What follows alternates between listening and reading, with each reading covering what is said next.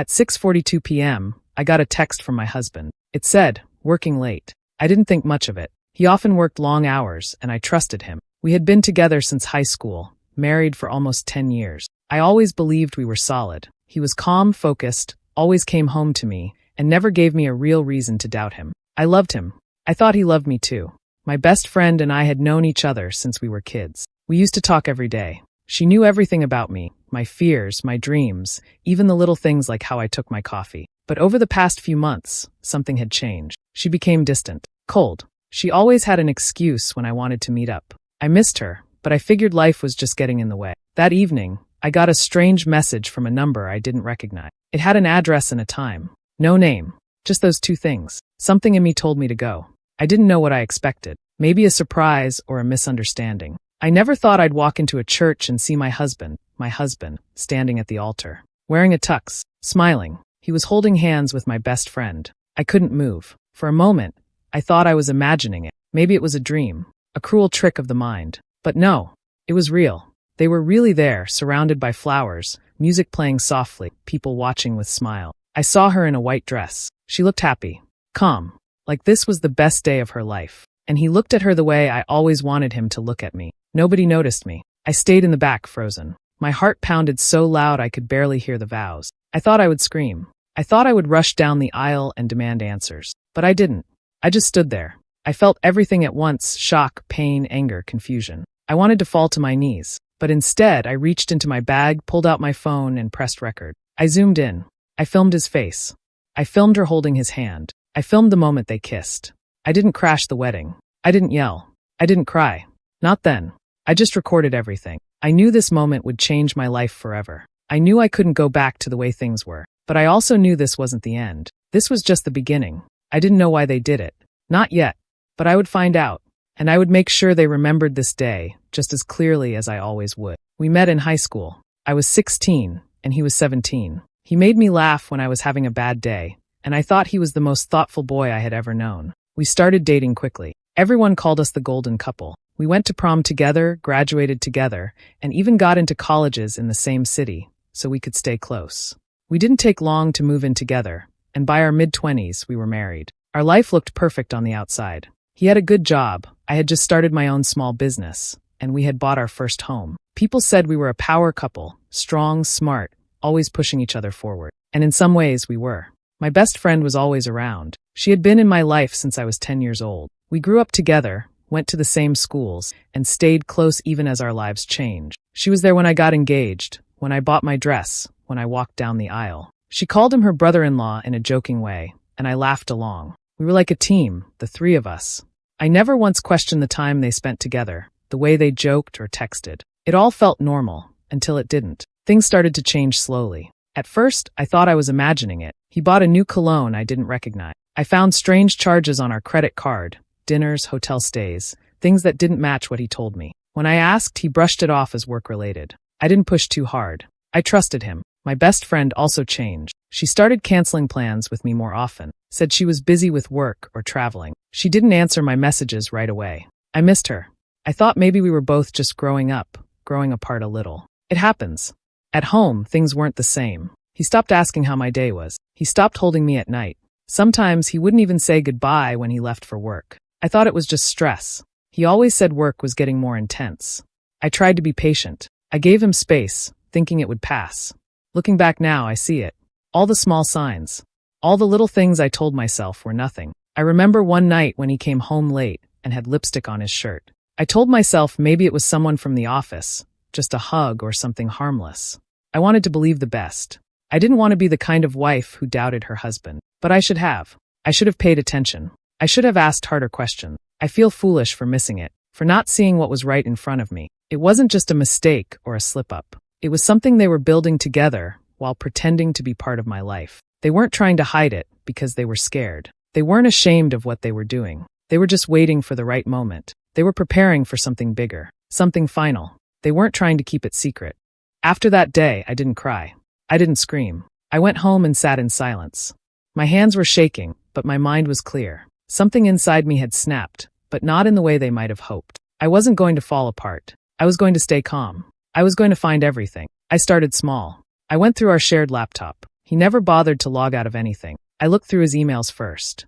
Most looked normal, but there were some strange ones. Confirmations for dinners and hotel stays he never mentioned to me. I took screenshots and saved them. I went through his text messages. Some were deleted, but not all. I found messages to a number saved only as initials. They talked about dates, plans, places they'd meet. It was her. I recognized her way of typing, the way she used emojis. It was her. Next, I checked the call logs on our phone plan. His number had regular, long calls with hers. Late at night, sometimes for over an hour. I kept records of those too. I searched social media. She had a second account under a slightly different name. It was private, but the profile picture showed them at a beach. Not a group photo, just the two of them. I knew that place. We were supposed to go there for our anniversary last year, but he said he had a work trip. I saved the picture. I began checking the house. I didn't even know what I was looking for at first. I just felt like there was more. One night, while he was in the shower, I checked the drawer under his side of the bed. That's when I found it, a second phone. It was off, but I charged it. When it turned on, everything was there. Messages, photos, notes, even a wedding checklist. There were pictures of the rings, venue confirmations, a countdown app on the home screen. They had been planning this wedding for a long time. They weren't ashamed. They weren't hiding. They were moving forward without me, like I never existed. That's when I found the prenup. It was in a folder buried in our filing cabinet. I didn't remember signing any prenup. We had talked about it once, years ago, but never followed through. My hands went cold as I looked at the paper. My name was signed at the bottom, but that wasn't my signature. Not even close. He had forged it. He had planned everything, how to leave, how to protect himself, how to move on. I wasn't supposed to find anything. I wasn't supposed to ask questions. I was just supposed to disappear from the story they were rewriting. I saved it all. Every screenshot, every document, every message. I backed it up in multiple places, on a flash drive, on my email, even in a folder labeled with a fake name in the cloud. I made sure nothing could be lost. I didn't tell anyone. Not yet. I smiled when he came home. I nodded when he talked about work. I acted like I believed every word. But inside, I was building something. I was putting together every piece like a puzzle. The truth was ugly, and they had worked hard to hide it. But now I saw it all clearly. They thought they had covered their tracks. They thought I'd never figure it out. They thought I'd walk away quietly and leave them to live their new life without trouble. They wanted a clean break. I was going to give them the messiest exit imaginable. I went home like nothing happened. I unlocked the door, walked into the kitchen, and made myself tea. My hands were steady. My face was calm. I didn't scream. I didn't cry. I sat at the table and waited. He came home 2 hours later. He looked tired, or at least he tried to. He dropped his bag by the door, loosened his tie, and gave me a quick kiss on the cheek. I asked how his day went. He said there had been a work emergency. He told me he had to stay late, that things at the office were falling apart. I nodded. I smiled. I acted like I believed him. I didn't argue. I didn't accuse. I just listened and nodded like a good wife. I even asked if he wanted dinner. I had already eaten, but I warmed up leftovers for him and sat across from him at the table. I watched him eat. He talked about his job, like nothing had happened, like he hadn't married someone else just hours earlier. I kept my voice soft. I looked him in the eyes. I even touched his hand. He didn't notice anything. He didn't know I had seen everything. He didn't know what I was planning. Over the next few days, I stayed the same. Sweet, quiet, loving. I did laundry. I made coffee. I asked him how he slept. But slowly, I started making small changes. Little things, just enough to keep him off balance. I moved his keys from the hook to the kitchen drawer. I hid one of his socks. I changed the password on the Wi-Fi, then changed it back before he got home. Just enough to make him pause. Just enough to make him wonder. I stopped texting him during the day. I didn't call to check in. I acted like I had no worries at all. I let him come and go as he pleased. I smiled when he left the house. I smiled when he came back. At night, I lay beside him in bed. He would roll away from me, and I would stare at the ceiling in the dark. I thought about everything he had done. I thought about how easy it had been for him to lie to me. I thought about her, my best friend, and how she had sat in my living room so many times, pretending to care. He had no idea what I knew. That gave me power. Every lie he told me now made me stronger. Every fake smile he gave me pushed me closer to the moment I would stop pretending. He thought I was calm because I was happy, but I was calm because I had a plan. He kissed me goodnight like nothing was wrong. I kissed him back and smiled at him. My heart didn't race.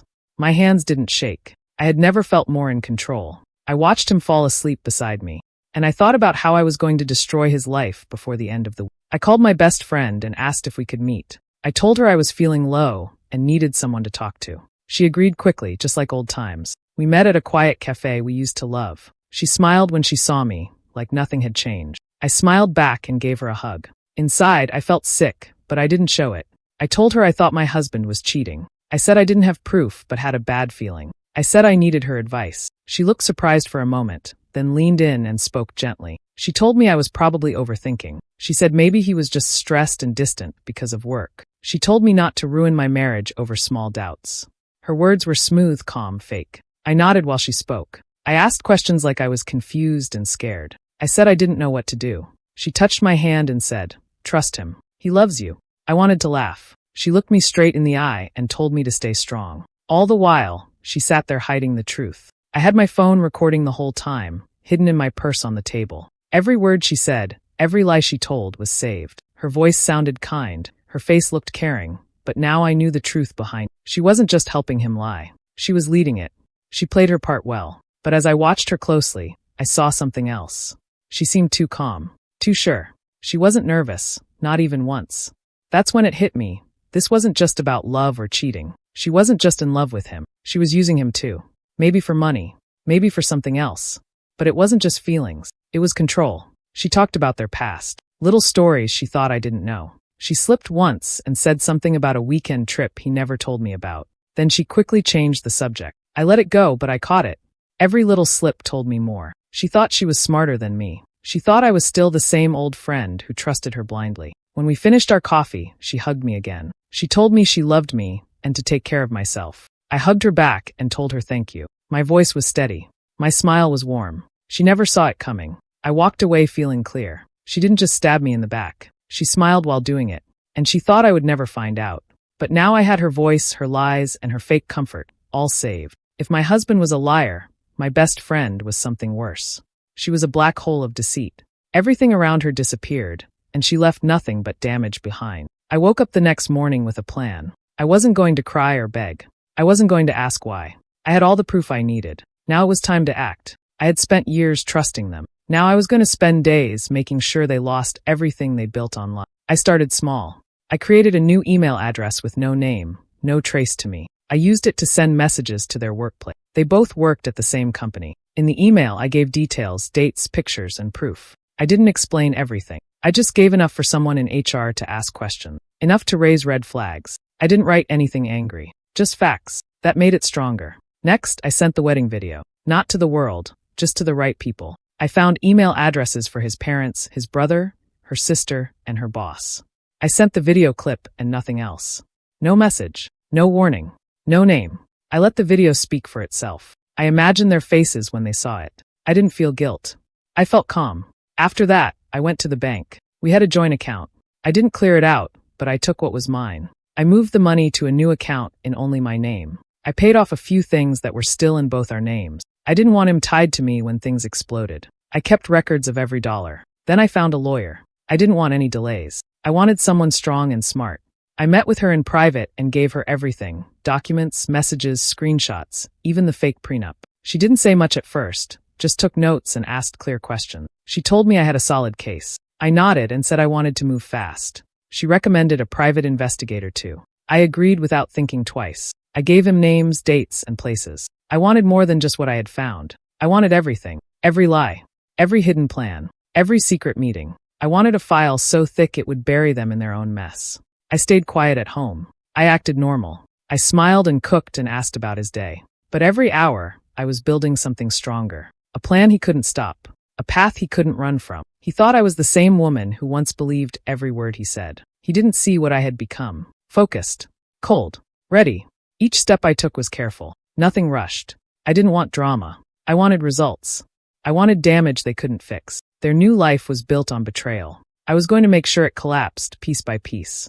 They thought I would stay silent. They thought I would walk away and let them be happy. If they thought I'd go quietly, they hadn't been paying attention for the last 12 years. It started slowly. A few people saw the video. Then more. Then it spread across town. It wasn't on the news, but it didn't have to be. Everyone who needed to see it did. The people at their jobs started whispering. Friends began texting each other. Family members called confused and angry. No one knew what to believe, but the video was clear. I didn't post anything public. I just let it move on its own. I sent a few more messages to the right people. A coworker. A friend of her boss. A cousin who loved gossip. The clip kept spreading, and I stayed silent. The more they tried to hide it, the more people asked questions. It wasn't just a small mistake. They had planned it. And now the truth was out. At their job, things got worse. Human Resources called them in. The company had rules about personal relationships, and both of them broke those rules. They had lied to people at work. They made others uncomfortable. Some co-workers had even been told fake stories to cover their tracks. Now everyone was upset. They tried to explain. They told people it was all part of a misunderstanding. They said it was polyamory, like we had all agreed to this together. They said it was private, and people were judging too harshly. But the more they talked, the more it sounded like lies. Most people didn't believe them. Some stopped talking to them completely. I didn't defend myself. I didn't argue. I just kept showing proof. A photo here. A message there. Every time they said something untrue, I made sure the truth followed. Quietly, quickly. I didn't need to shout. I let the facts speak louder than any of their excuses. Then his parents showed up at my door. I hadn't seen them in weeks. His mother looked shocked. His father was quiet, almost pale. They asked me if it was real. I didn't say much. I showed them what they needed to see. I didn't try to change their minds. I let them feel the truth for themselves. They left the house shaking their heads. I didn't see sadness on their faces. I saw shame. His brother called too. He was angry, not at me, but at him. He said, "You didn't deserve this." I thanked him.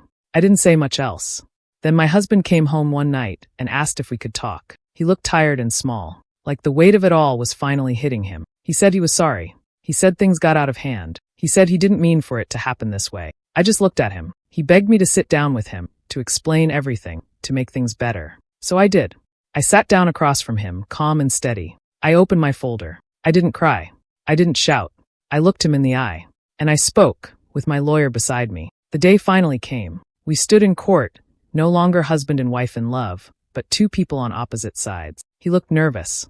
I felt ready. My lawyer had everything we needed. We didn't have to prove he hurt my heart. We had to prove he broke the law, and that part was simple. The first thing we showed was the fake prenup.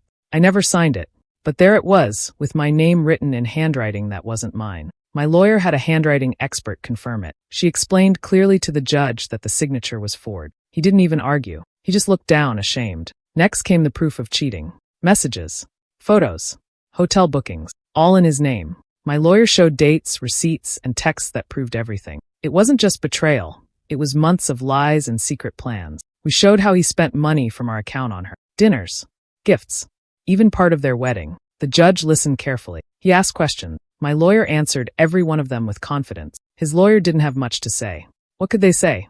The truth was too strong. Then came the financial part. We showed how he moved money without telling me. We showed how he hid things. The court took it seriously. They froze some of his accounts while they looked into it more. He tried to explain, but no one was listening anymore. He had already lost their trust. As this happened, his new wife lost her job. Their company had rules. No relationships between managers and staff. She had broken those rules. Once the truth came out, they let her go. Quietly. No goodbye party. No kind words.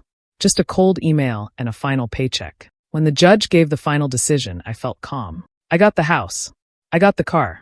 I didn't ask for more than what was fair. But the judge added spousal support too. The court said he had lied, cheated, and used joint money for someone else. So he owed me not just emotionally, but legally. He didn't say a word. He just nodded. He had nothing left to defend himself with. All the charm he once used was gone. The truth had taken it all away.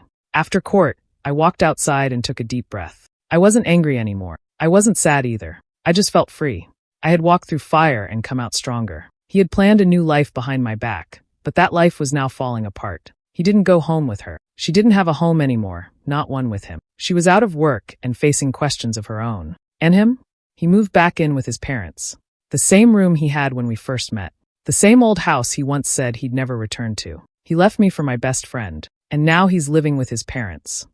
I didn't want to talk about what happened, not to anyone I knew. So I wrote everything down one night. I didn't use real names. I didn't give away where I lived. I shared what happened in simple words and posted it on Reddit. I just needed to let it out. At first, only a few people saw it.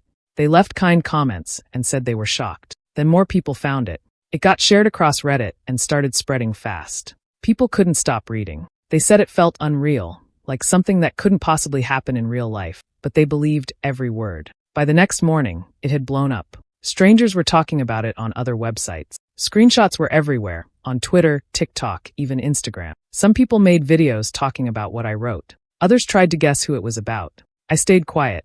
I never replied.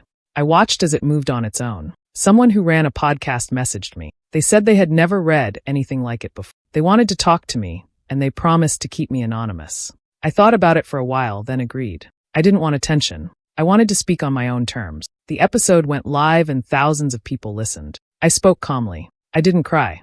I didn't yell. I just told what had happened. The response was huge. People sent messages saying they felt what I felt. Some said they had been through the same thing. Many thanked me for being honest. Some said it helped them in ways they didn't expect. But something else started happening too. The more people listened, the more curious they became. Some online users started putting the pieces together. They figured out who he was, who she was. Photos began to spread. Old posts were dug up. Things they said and did before now looked different. People began to judge them, not me. They tried to deny it. They tried to explain things away. But it was too late. The internet had made up its mind. People turned on them fast. They deleted comments, then whole accounts. But the damage was already done. Their faces were everywhere, linked to something no one could forget. I didn't speak again. I didn't need to. I watched as everything unfolded. I didn't cheer. I didn't cry. I just sat with my tea and felt peace. After everything, I finally felt like I had taken something back. They had taken so much from me: love, trust, time, years I can't get back. But now the truth was out, and they couldn't hide. They had chosen each other. Now they had to live with the weight that came with it. They wanted to start fresh. I gave them something else, a name people would never forget. One afternoon, my phone rang. I didn't recognize the number, but something told me to answer. It was him. His voice was quiet, almost like he was scared. He asked how I was doing. I didn't say much. Then he said he missed me. He said he made a mistake. He asked if we could meet and talk in person. I agreed, but only because I was curious. We met at a small cafe. When I walked in, he stood up like he used to, trying to look polite. But he didn't look like the man I once knew. He looked tired, older, and unsure. I sat down across from him and waited. He told me he had been thinking a lot.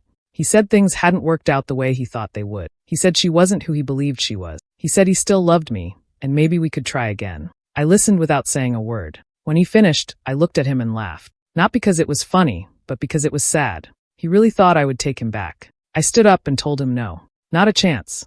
I reminded him of everything he did, and how he didn't care until the world turned against him. I didn't cry. I didn't yell. I just left. He didn't follow me. A few days later, I got another message. This time from her. She wanted to talk. She said she needed to explain. At first, I ignored it. Then I got another one longer. She said she was sorry. She said it was all her doing, that she had lied to him, pushed him, and made promises she never planned to keep. She said she didn't know why she did it, and now she had nothing. She begged for forgiveness.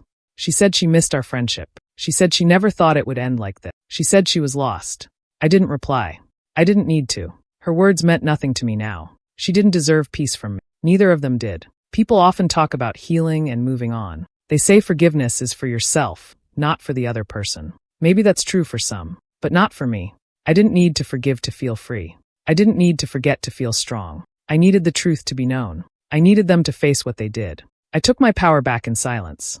I didn't rebuild with love or second chances. I rebuilt with truth, with strength, with clarity. I didn't want to fix anything that was broken. I wanted to build something better, without the people who tried to destroy me. They thought they could leave me behind. They thought I would be forgotten. But now, when people hear their names, they don't think of them as a couple in love. They think of what they did.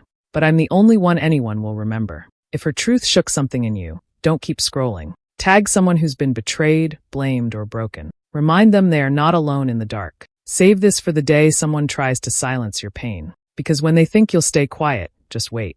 Your stillness is not weakness. Your strength is building quietly. And when you rise, they'll remember the fire they tried to smother.